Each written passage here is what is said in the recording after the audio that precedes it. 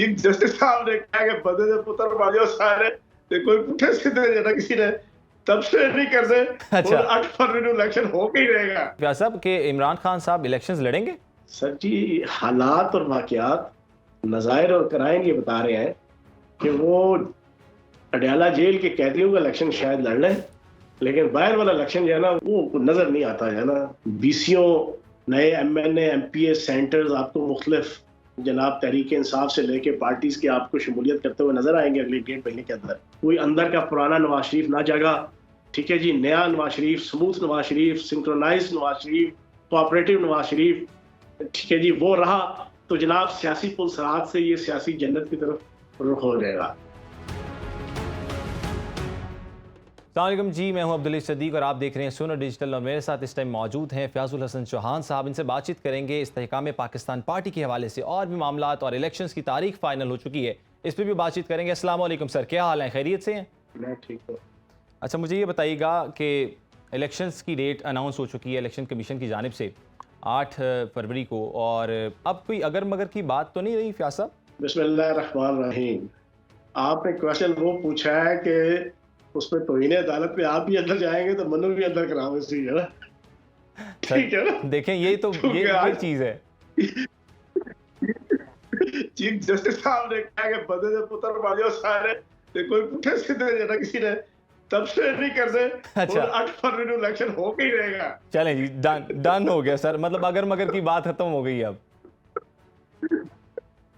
अच्छा जी, बात यह है कि इलेक्शन कमीशन ने बड़े अच्छे तरीके से सुप्रीम कोर्ट के फाजिल चीफ जस्टिस साहब को और अटार्नी जनरल को और सदर मुमलिकत को ऑन बोर्ड लेके 8 फरवरी की जनाब तारीख का एक सोल्यूशन निकाला, जो वेरीफाई रेक्टिफाई भी हो गया सुप्रीम कोर्ट से।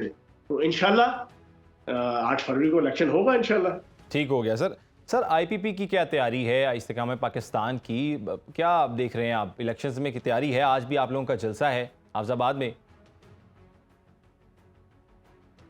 देखें, उकाब और शाहीन जो है ना आईपीपी का, उसने अपनी उड़ान पकड़ी है और तुम दिए बाद मुखालिफ से न घबरा है उकाब, ये तो चलती है तुझे ऊंचा उड़ाने के लिए, इसके मुतरादिफ इंशाअल्लाह दिन ब दिन ऊंचा उड़ रहा है। और बीसीओ नए एमएनए एमपीए सेंटर्स आपको मुख्तलिफ जनाब तहरीक इंसाफ से लेके पार्टीज के आपको शमूलियत करते हुए नजर आएंगे अगले 1.5 महीने के अंदर। और हर आने वाला वक्त वो साबित कर रहा है इंशाल्लाह कि इस्तेहकाम पाकिस्तान पार्टी के मोटो मैनिफेस्टो की तरफ भी और पार्टी की तरफ भी इलेक्टेबल से लेके आवाम का इंशाल्लाह रुझान बढ़ रहा है और बढ़ेगा इंशाल्लाह। अच्छा, कहा जाता है कि इनके पास लीडर्स ही हैं और कारकुन कोई नहीं है, ऐसा इसमें कितनी हकीकत है इस बात में कि लीडर्स की जमात है ये इस्तेहकाम पाकिस्तान? बाकी तो सारी पार्टियां जी बढ़िया सड़ना हो जो जम्मे सन तो जरा महादेव जो जरा पूरी पार्टी की पॉपुलैरिटी लेके आए सन। हाँ, सारे के सारे जो है, और सारे के सारे मुझे याद है मैंने तहरीक इंसाफ ज्वाइन की 2007 के एंड में, तो 6 महीने मेरे खानदान से लेके अम्मी अबू से लेके बहन भाइयों से लेके मेरे वर्कर्स में, क्योंकि मैं पहला साबिक एमपी ये था कि जिससे ज्वाइन की, तो मेरी ट्रोलिंग हुई थी 50 साल लगा तो शायद तहरीक इंसाफ इक़्तिदार में आए, ठीक है ना। उस वक्त दूर दूर तक कोई रुझान नहीं, टोटल 10 बंदे होते थे हर डिस्ट्रिक्ट में, वही ओहदेदार थे, वही लीडर थे, वही वोटर थे, वही सपोर्टर थे। इसी तरीके से आप देख लें कि जनाब नून लीग के और बाकी लोगों के, तो आपका क्या ख्याल है कि सारे अपनी पॉपुलैरिटी और वोट बैंक जनाब ये साथ लेके आते हैं? जरा इस तरह नहीं होता, ये वक्त के साथ साथ सारी चीजें आगे चलती हैं। तो इलेक्शन इंशाल्लाह जो आप कहते हैं ना इलेक्टेबल्स, आप इलेक्टेबल्स की बात करते हैं, इन लोगों ने 5-5 साल, 15-15 साल, 30-30 साल, 40-40 साल अपने हलकों की खिदमत की है, अवाम की खिदमत की है, अवाम के इज्तिमाई मसाइल, अवाम के इनफरादी मसाइल, उनके साथ दुख दर्द में खड़े होने वाले लोग हैं। सर, बाकी जमातों की भी इन्होंने खिदमत की है, मतलब ओन चौधरी साहब अगर देखा जाए तो पहुंचे हुए थे मियाँ साहब को रिसीव करने एयरपोर्ट पे, तो जिस पे शो कॉज नोटिस भी हुआ और बड़ी बहस भी चली, तो उस पर क्या ख्याल है आपका? वो हेलीकॉप्टर की भी कहानी थोड़ा सा बताएं कि किसका था हेलीकॉप्टर? और चौधरी साहब अपनी जाती हैसियत में गए थे, उसके ऊपर उनसे पूरी एक्सप्लेनेशन मांगी गई उनकी जाती हैसियत में, क्योंकि 1.5 साल वो शहबाज शरीफ साहब की कैबिनेट का हिस्सा थे और उस 1.5 साल की रफाकत की वजह से उन्होंने शायद अपने तौर पे ये चीज़ तय कर ली। बाकी हमारी पार्टी की तरफ से किसी पॉलिटिकल पार्टी के खिलाफ ना कोई जहर है ना कोई नफरत है। हाँ, उनकी जो पॉलिसीज गलत होंगी उसके ऊपर क्रिटिसिज्म करेंगे। जो कोई उनका जनाब मुल्क और कौम के हवाले से, आवाम के हवाले से गलत कोई एजेंडा होगा, कोई पॉलिसी होगी, उसके ऊपर हम तनकीद करेंगे इंशाल्लाह। सर ठीक हो गया सर। आईपीपी का मंशूर क्या है, क्या लाहे अमल है? आईपीपी ने एक ऐसा अट्रैक्टिव मंशूर दिया है कि जो पब्लिक के अंदर बड़ा उसको अप्रिशिएट किया जा रहा है कि 300 यूनिट तक जो बिजली इस्तेमाल करने वाले सार्फिन हैं, लोअर मिडिल क्लास, मिडिल जनाब पुअर क्लास, उनको बिजली मुफ्त मिलेगी, रियासत अदा करेगी। नंबर 2, मोटरसाइकिल सवार को आधी कीमत पे पेट्रोल मिलेगा। नंबर 3, आपके जो 12 एकड़ तक का किसान है उसको जनाब ट्यूबवेल की बिजली फ्री मिलेगी। नंबर 4, आपका जो कम से कम तनख्वाह है वो 50,000 रुपया होगी। नंबर 5, सबसे इंपॉर्टेंट चीज ये है कि हर यूनियन काउंसिल की सतह पर डिस्पेंसरी कायम की जाएगी इंशाल्लाह, सूबे में और पाकिस्तान में। और इन सारों से ज्यादा इंपॉर्टेंट जो हमने एक सियासी जमात होने के नाते से जो हमने जनाब अपने किया कि पाकिस्तान के अंदर नामूस के कवानीन का पहरा देंगे। ये मजहबी जमातें तो जना इसका दावा करती हैं, लेकिन शायद ये पहली जनाब सियासी जमात है कि जिसने खुल खुला के ये बात कही है, और मेरी नजरों में इससे बड़ा मैनिफेस्टो ही कोई नहीं है। क्या बात। हमारा तो भाईजान ईमान इधर से शुरू होता है, इधर खत्म हो जाता है। तो ये वो चीजें हैं कि जो प्रैक्टिकलेबल है, ये कोई जनाब थ्योरी, हाइपोथेसिस या अनरियलिस्टिक या हवाई वो दावे नहीं है। ये हम इंशाल्लाह बड़े अच्छे तरीके से एहसास प्रोग्राम के जो कई 100 अरब रुपया हम पाकिस्तान की आवाम को 2-2 हज़ार रुपया गिरफ्तारी बनाया हुआ है, हम उसको सिस्टमेटिक तरीके से उन अरबों रुपए के फंड को इस्तेमाल करके हम ये अपना मंशूर और अपना मैनिफेस्टो उसको मटेरियलाइज करेंगे और इम्प्लीमेंट करेंगे। सही। नवाज शरीफ साहब की वापसी को किस तरह से देखते हैं सर? चौथी दफा के वजीर आजम होंगे इन फ्यूचर? देखिए, बात यह है कि नवाज शरीफ साहब एक खास मैकेनिज्म के साथ यहाँ पर लाए गए हैं, जो चीज नजर आ रही है। तो जिस तरह 2018 में हुआ था,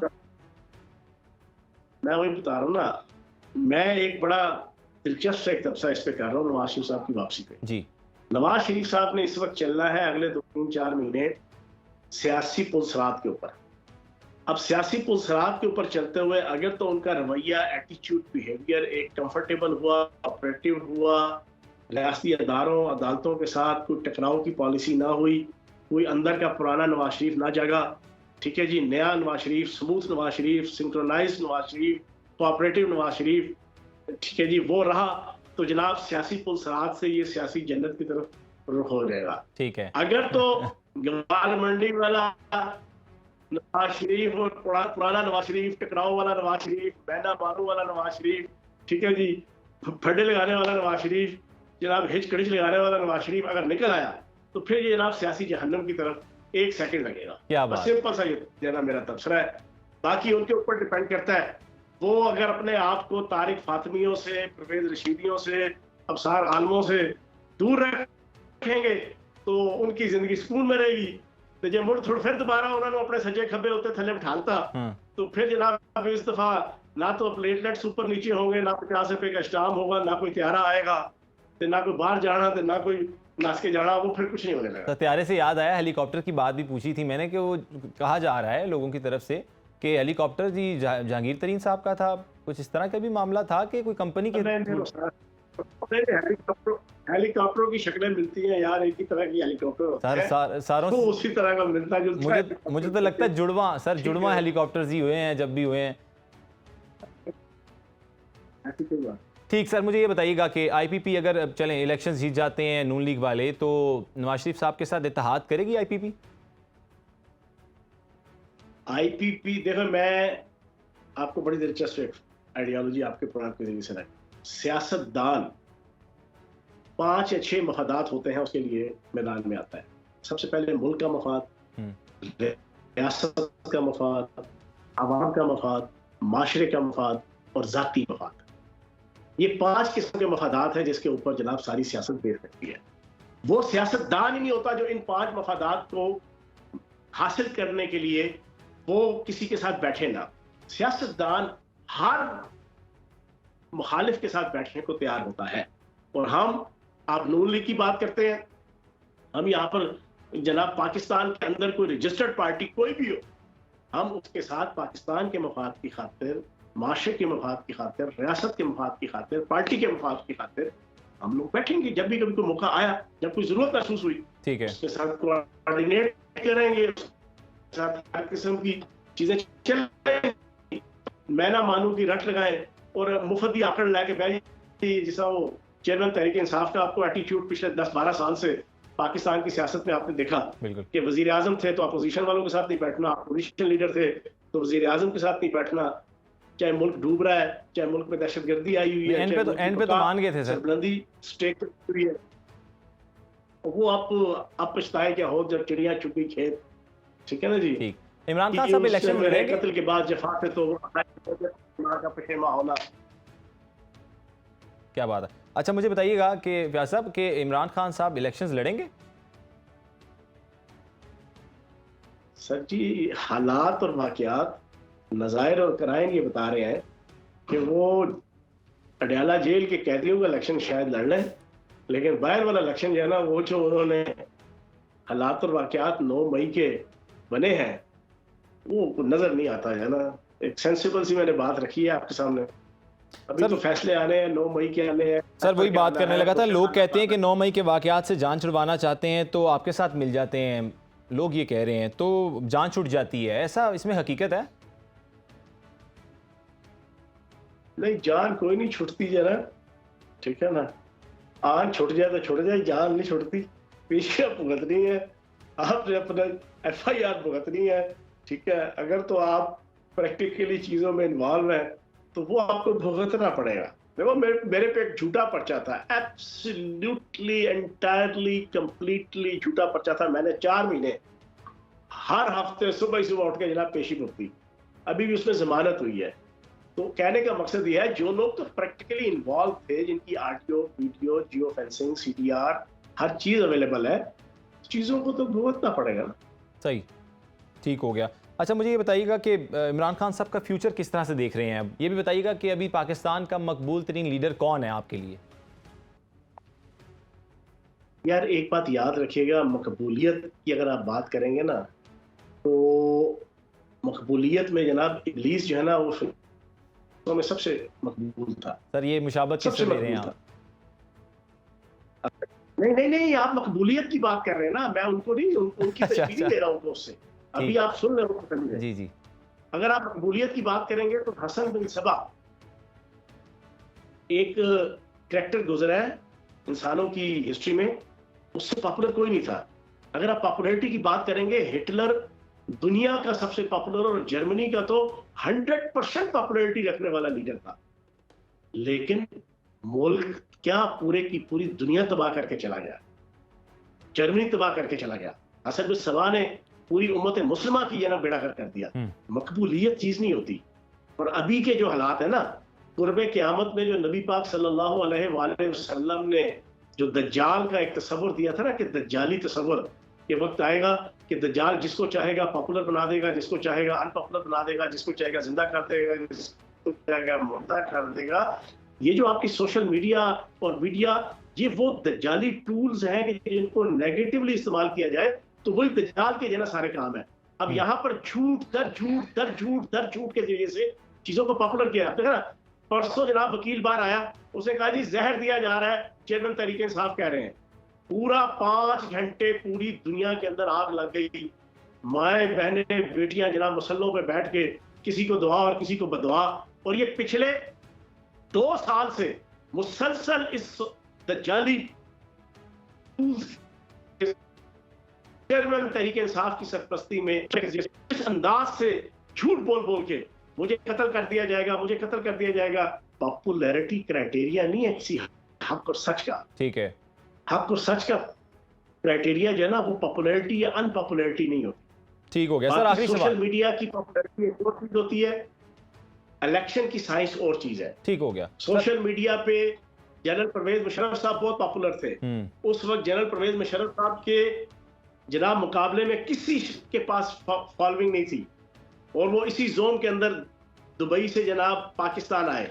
लेकिन आए, पार्टी बनाई, तो उनको समझ आ गई कि नहीं, इलेक्शन की सियासत, प्रैक्टिकल पॉलिटिक्स और चीज है, सोशल मीडिया की पॉपुलैरिटी और मकबूलियत और चीज़ है। ठीक है सर, आखिरी सवाल, आप इलेक्शंस लड़ रहे हैं सर?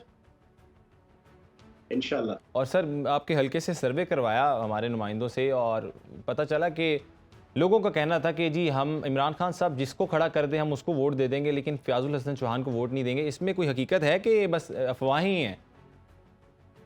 इस तरह के ना 40 सर्वे मैं भी करवा सकता हूँ कि मैं लोगों के पास चला जाऊं। मैंने 2.25 अरब रुपए के तरक्याती काम अपने हलके के अंदर कराए और कोई उंगली नहीं उठा सकता करप्शन की। ये जो जितने पीटीआई के लोग हैं इनके एंटी करप्शन और नैब के अंदर केसेस हैं। मैं 1.5 साल इस तहरीक फसाद फिल अर्ज के अंदर फ्रंट फुट पे लड़ता रहा इस्तेमाल होके। उस वक्त भी जनाब ये पीडीएम की हुकूमत जो है ना मेरे खिलाफ कोई केस नहीं निकाल सकी। अभी भी कोई अल्लाह पाक के करम से उंगली नहीं उठा सकता। इंतहाई दयानतदारी के साथ हल्के की खिदमत की है। तो जनाबे वाला इलेक्शन टफ होगा, हालात और वाकयात जिस तरीके से जनाब बताए जा रहे हैं, लेकिन मेरे लिए मेरा पाकिस्तान ज्यादा और मेरी रियासत और मेरी सोनी धरती ज्यादा इंपॉर्टेंट है। शफाफ इलेक्शन मेरे लिए वैसे ही होंगे जैसे 2018 के अंदर हुए थे। शफाफ 2018 में शफाफ हुए थे सर? शफाफ नहीं, आप बताए ना 2018 में शफाफ हुए थे सर, आप बता दें अगर शफाफ हुए थे तो वैसे ही होंगे। शफाफ इसकी और वजह से चेयरमैन साफ और तरीके शफाफ बने थे वज़ीर आज़म हुए थे ना, बिल्कुल। वो वैसे ही होंगे। डन हो गया सर, बहुत शुक्रिया आपके वक्त का सर। फ़याज़ुल हसन चौहान साहब हमारे साथ मौजूद थे स्टूडियो में। हमें इजाज़त दें और देखते रहें क्या बात है प्रोग्राम। अल्लाह हाफ़िज़ नासिर।